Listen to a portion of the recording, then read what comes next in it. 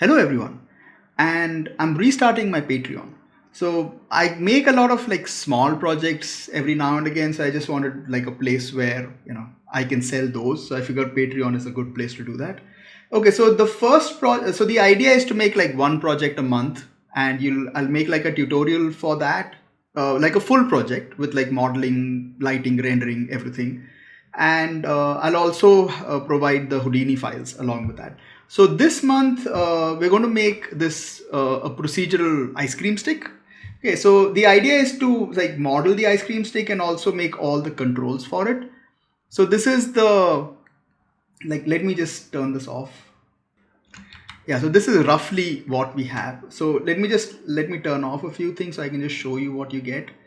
So the final result you get, you can sort of define. It takes a little bit of time because it's sort of doing VDB and stuff, but you get a fair few controls on the whole thing.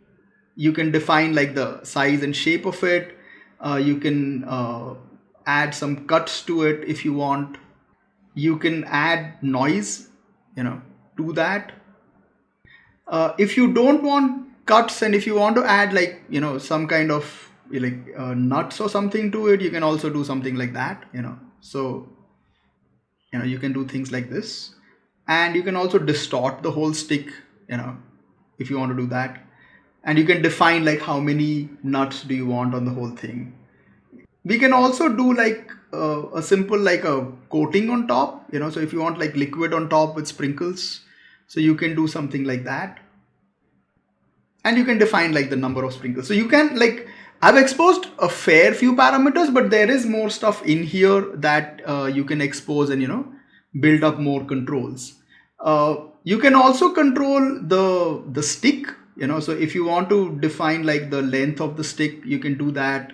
You have like you can shape the base of it to whatever extent you want.